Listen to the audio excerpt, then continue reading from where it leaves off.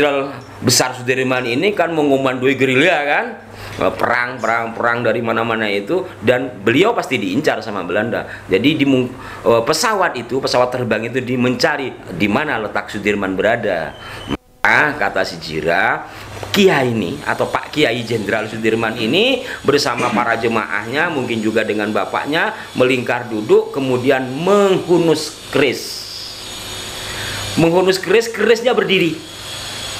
Sambil pikiran, kerisnya berdiri, nggak tahu selang berapa menit atau berapa jam kemudian, kerisnya Pak Dirman itu pelan-pelan terjatuh seiring dengan pesawat yang nyari Pak Sudirman itu menghilang. Nah, jenengan kan ahli keris, ya kan, provokator keris, kiro-kiro.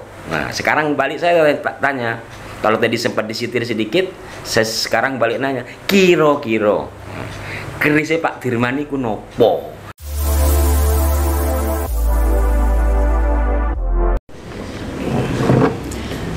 Assalamualaikum warahmatullahi wabarakatuh. Salam sejahtera, salam budaya, rahayu. Jumpa lagi bersama saya, Cokro Santri. Saya bukan seorang ahli keris, namun saya hanya penghobi yang ingin meracuni Anda-Anda sekalian untuk ikut hobi hobi dalam upaya uri-uri atau pelestarian budaya Tosan Aji. Sobat Jimat Leluhur, ini kebetulan edisi khusus. Saya katakan edisi khusus apa? Karena kebetulan sebentar lagi, esok itu kita memperingati hari yang sangat bersejarah, yaitu 10 November, yaitu Hari Pahlawan Nasional. Kita pastikan kita memasuki bulan yang sangat mempunyai aura heroik. Siapapun yang merasa anak bangsa pasti mempunyai giroh, mempunyai semangat yang berkobar di 10 November ini. Kenapa? Karena tentunya kita yang terbersit dalam pikiran kita adalah flashback tentang betapa perihnya nenek moyang kita dahulu, para pahlawan kita, para pendiri bangsa mati-matian mempertahankan NKRI ini. Maka karena ini edisi spesial, edisi khusus, saya pun di Jimat Leluhur ini mengundang sahabat lama kami, Gus AR. Beliau adalah pengamat sejarah. Gos ya, Gus. Saya sama kayak sampean itu, bukan pengamat, saya kebetulan hanya penghobi sejarah. Ya. Penghobi sejarah yang ingin meracuni juga kaula muda, yang kaula tua juga nggak apa-apa, terutama milenial, terkait dengan sejarah-sejarah bangsa kita agar kita ingat kembali. Betul. Kalau kaitannya dengan 10 November yang kemudian menjadi Hari Pahlawan, di manakah peran keris? Cocok. Berarti gitu kan judulnya sekarang ya? Lah iya. Itu yang tadi apa? Gimana tadi? Di manakah peran keris? Di manakah peran keris? Begini lur, begini. Saya baca buku Laskar Jihad setelah resolusi jihad 22 Oktober 1945, 3 hari kemudian tentara sekutu datang. Yang kemudian juga terjadilah perang kota di Surabaya selama 3 hari, yang nanti di ujung perang kota itu, ujung perang kota yang 3 hari, 28, 29, 30 Oktober, ini masih belum masuk November ya, seorang jenderal Panglima Afni untuk wilayah Surabaya mati tertembak. Dialah yang bernama Jenderal AWS Malabi. Begitu lah, di sela-sela perang ini, karena kekurang ajaran menurut buku, kekurang ajaran tentara Inggris sekutu itu membuat para arek-arek Surabaya dan yang bukan arek-arek, yang penting dari mana semua laskar Sibullah, laskar-laskar yang lain termasuk BKR mengamuk. Kalau bahasanya Yai Agus Sunoto itu bukan perang, Mas, tawuran. Kenapa? Karena senjatanya selain senjata yang dirampas dari Jepang dengan senjata mesin, ada juga senjata tradisional, dan di situ juga disebut ada masyarakat yang menggunakan keris untuk melakukan perlawanan terhadap penjajah. Itu berarti disitulah peran keris, suduk maru kan gitu ya. satu di antaranya. Gitu ya. Pujang Iya. gitu ya. Apakah keris pada saat itu untuk ditusukkan atau hanya dikibar-kibarkan? Wallahu a'lam. Pastinya dalam buku itu ditulis bahwa satu di antara senjata yang digunakan oleh para pejuang Surabaya pada saat itu adalah keris. Iya. Gitu. Jadi keris itu juga punya labet, punya asar, punya sejarah dalam pemberantasan pemberontak di Surabaya. Belum lagi kalau nanti kita bicara Jenderal Sudirman yang di foto-fotonya itu jelas pakai keris. Pangeran Diponegoro jelas lukisannya menggunakan keris, tapi yang pasti Jenderal Sudirman ya. Karena kalau Pangeran Diponegoro itu kan lukisan, mungkin imajinasi dari pelukisnya. Walaupun jelas Pangeran Diponegoro memiliki keris. Beberapa koleksi keris. Iya, yang kapan waktu itu salah satu koleksinya dikembalikan ke Indonesia ya. Itu Nogo Siluman ya, Siluman. ya. Yang sempat gempar di medsos itu ya. Dan Nogo Siluman sudah pernah dibahas belum di JL? Sudah. Tapi sudah. bukan punyanya Pangeran Diponegoro ya. Pak, ya bukan. Kapan-kapan barangkali Pak Jokowi nonton, kan Pak Jokowi nonton, bisa diizinkan untuk meminjam Nogo Silumannya Pangeran Diponegoro. Kita ulas. Ini termasuk provokasi. Provokasi budaya. Iya, Jenderal Sudirman. Iya. Itu kan lah kayak jenengan ini pakaiannya ya kalau di film-film ya. Ya mungkin ini kayak reinkarnasi. Kayak begini nih ya, terus pakai reinkarnasi budaya. Pakai apa? Pakai mantel ya, terus pakai idean juga, terus itu pakai udeng. Iya, pakai udeng kayak Sunan Kalijaga. Dan di sininya ada keris. Dan bicara keris, beliau itu memang punya keris ageman andalan.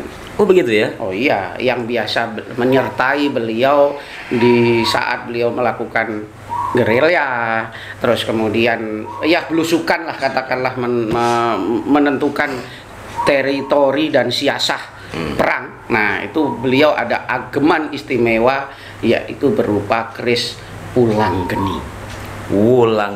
Pulang geni. Iya. Sip. Saya gini. Saya sekali lagi bukan sejarawan, saya hanya penghobi sejarah. Saya membaca satu artikel yang dimuat oleh Tempo pada tahun 2012 lalu, di mana wartawannya mungkin investigasi. Ini hasil investigasi orang lain yang saya baca kaitannya dengan Jenderal Sudirman. Ternyata itu bukan hanya kisah dalam film Janur Kuning.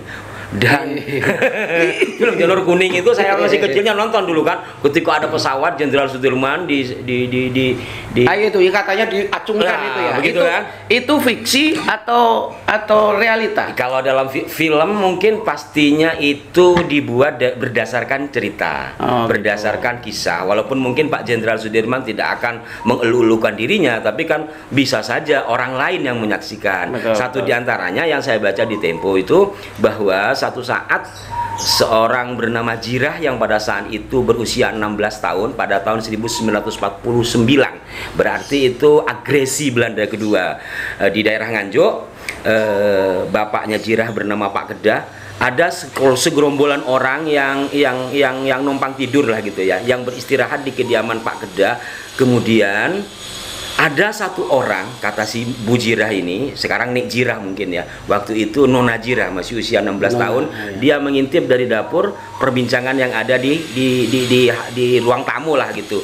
Ada sekelompok orang, satu diantaranya dipanggil Kiai ini. Dia menggunakan beskap. Kiai ini. Lah Kiai ini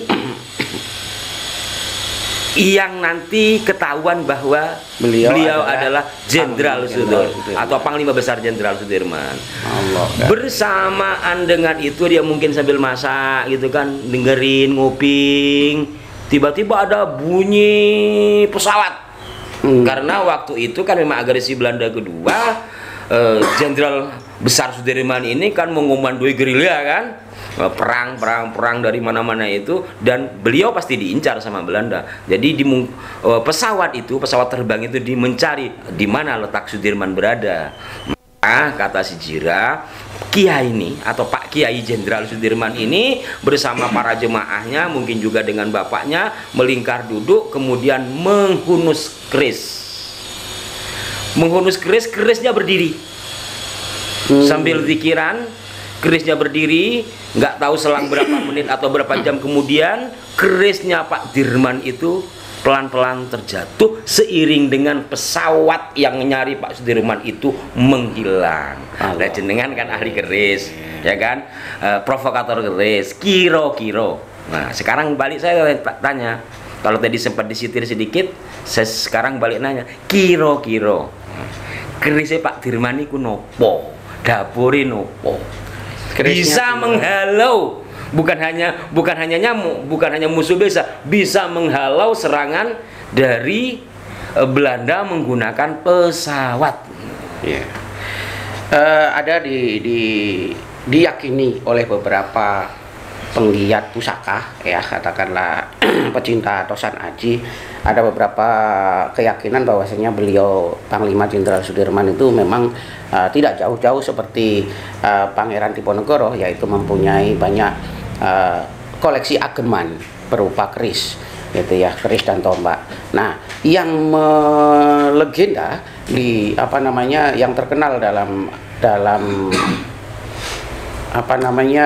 teman-teman pakerisan itu, beliau itu Panglima Jenderal Sudirman itu punya ageman sengkelat, Kiai Sengkelat, sama ini yang fenomenal adalah Pulang Geni. Kiai Pulang Geni. Nah, sengkelat, sengkalane ben menyelat. Memang beliau istilahnya sepertinya adalah sangat tahu diri bahwasanya beliau sangat dibutuhkan di medan laga. Jadi perlu menghalau sengkolo, perlu menghalau semua kesialan dan kenaasan, energi negatif dan sebagainya. Molo kan itu istilahnya. Itu yang sengkelat. Kalau pulang geni artinya geni itu kan api. Pulang itu berkobar. Jadi api yang berkobar. Jadi gumpalan api yang menyala. Gitu. Maka beliau sangat tahu bahwasanya beliau butuh lompatan energi dan katakanlah aliran energi yang semangat yang berkobar-kobar, api yang membara untuk apa? Untuk mengusir penjajah. Sampean ada nggak Pulang Geni? Nah, ya tiba nih sudah di sini. Bismillahirrahmanirrahim. Nah, ini merinding. Saya merinding. Ini namanya Pulang Geni. Bisa dijelaskan secara detail? Sobat Jimat Leluhur, ini namanya keris Kiai Pulang Geni. Konon dipercaya oleh banyak pihak bahwasanya salah satu pahlawan besar kita, yaitu Panglima Jenderal Sudirman, dulu memiliki gaman berupa keris Kiai Pulang Geni. Dan kebetulan Pulang Geni yang saya pegang ini dapurnya Pulang Geni, dan tangguhnya era Majapahit. Terus kemudian pamornya ini keleng, Pak. Kelengnya? Gus. Ini Gus Air ya. Ini namanya dapur. Keleng. Dapur Pulang Geni. Dapur itu nama atau apa ya istilahnya? Ya, model kan gitu. Tangguh itu keluaran era Majapahit. Nah, terus pamor itu yang terpatri di ini namanya pamor. Kan itu warna atau pernik-pernik yang ada di bilah namanya pamor. Tapi ini kok hitam semua gitu, keleng. Nah, itulah namanya keleng. Kenapa bisa keleng? Karena bermuatan spirit. Murni bermuatan spirit, tidak butuh neko-neko, hanya butuh isoteri dan kepastian energi. Mungkin itu juga ya yang terpatri atau gambaran dari Jenderal Sudirman. Betul. Beliau nggak neko-neko, melangkah pasti kan itu. Sampai makanya ada energi yang berkobar, merinding ya, ini kan, ya kan? Iya. Nah, ini angsarnya itu Pulang Geni, jadi berkobar semangat. Maka wajar kalau beliau kemudian mati-matian sampai beliau sakit parah, terus kemudian memilih untuk tetap belusukan, memilih untuk tetap berjuang gerilya dengan ditandu. Ini kalau tidak ada energi spirit, Iya, kondisi sakit, beliau kena TBC kalau tidak salah. iya, Hidup pun harus ditandu, sementara desing peluru dari mana-mana, tetapi Indonesia harus merdeka. itu. Satu di antara ageman beliau dimungkinkan, Iya. dimungkinkan adalah keris berdapur pulang geni. Dan secara analogi, esoterisnya dan secara analogis gitu, nyambung, bahwa beliau adalah seorang yang sangat sederhana, tidak niko-niko, berjuang untuk negeri, sama juga dengan yang terkandung dalam esoteris ini, dalam filosofi keris ini, bahwa keleng begitu saja maju ke depan, pantang menyerah untuk sebuah kemenangan, tapi kemenangan itu bukan untuk dirinya. Jenderal Sudirman wafat tidak lama setelah Belanda menyatakan kemerdekaan Indonesia, setelah konferensi Meja Bundar. Luar biasa Ya. Keleng itu warna pasti, warna optimis, ya, gitu. Optimis untuk menuju kemenangan, optimis untuk merdeka, gitu ya, mungkin ya seperti itu. Optimis untuk melangkah dan tidak terkalahkan. Mungkin kita kirim Fatihah dulu ya, saya nggak tahan.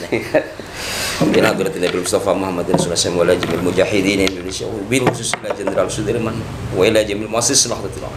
Al-Fatihah. Bismillahirrahmanirrahim. Bismillahirrahmanirrahim. Alhamdulillahirabbil alamin arrahmanir rahim maliki yaumiddin. Iyyaka na'budu wa iyyaka nasta'in. Ihdinas siratal mustaqim.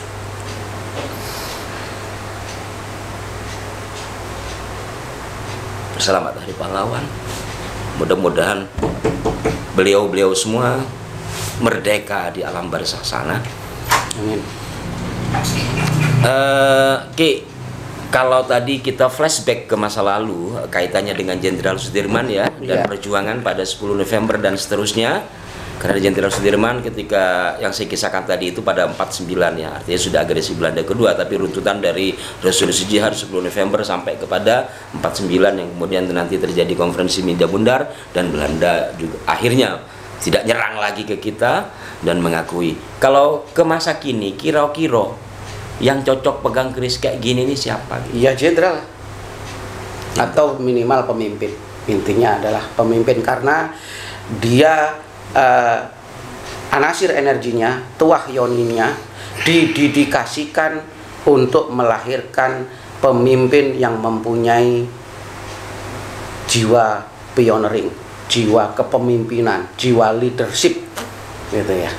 Jadi ya siapapun yang kajibah menjadi pemimpin, ya bisa pemimpin TNI, pemimpin Polri, bisa juga ya katakanlah ya pembesar-pembesar negara, katakanlah. Kalau kembali kepada Pak Jenderal Sudirman, beliau dididik dalam lingkungan yang sederhana.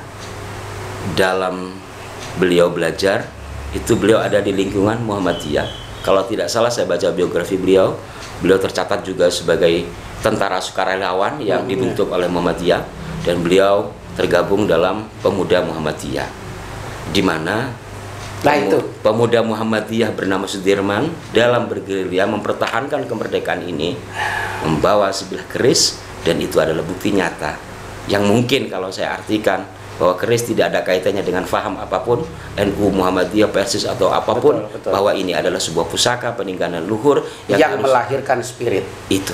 Iya. Kemungkinan besar saya pun tidak bisa jadi beliau tidak pernah menghunus keris untuk menghunjamkan ke perut musuh. Tetapi tatkala ageman kerisnya itu terhunus, saat itu pula menjadi pemancar energi doa dan amalan-amalan yang beliau sering kerjakan. Insyaallah. Gitu, seperti itu mungkin ya.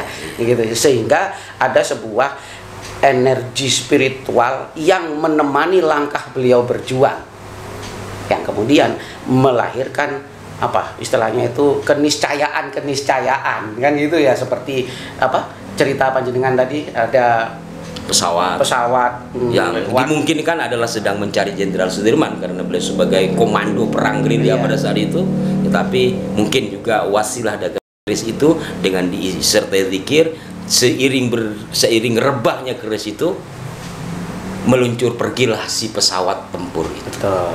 Nah, Pulang Geni. Pulang. Pulang Geni. Ini kebetulan ini Pulang Geni. Dapur Pulang Geni, Tangguh Mojopahit, pamornya Keleng, dan ini mempunyai luk 7. Memang itu ciri khasnya ya. 1, 2, 3, 4, 5, 6, 7. Pitulungane Gusti. Tujuan. Dan ini ada tingil di sini. Apa itu dingil? Sesuatu yang tumbuh, harapan yang selalu tumbuh. Jadi mungkin ya filosofi termasuk itu pula yang melahirkan spirit beliau selalu tumbuh, selalu ada harapan untuk merdeka, selalu ada harapan untuk berjaya. Nah, mungkin seperti itu. Allah a'lam bishawab. Kita ucapkan selamat. Selamat Hari Pahlawan. Selamat Hari Pahlawan. Semoga kita bisa meneruskan perjuangan beliau. Amin. Dalam segi apapun. Segi merawat bangsa ini, otomatis juga dengan merawat peninggalan bangsa ini. Satu di antara peninggalan bangsa ini ada yang namanya keris. Dan keris adalah bukti sejarah. Jimat leluhur, top markotop, amazing.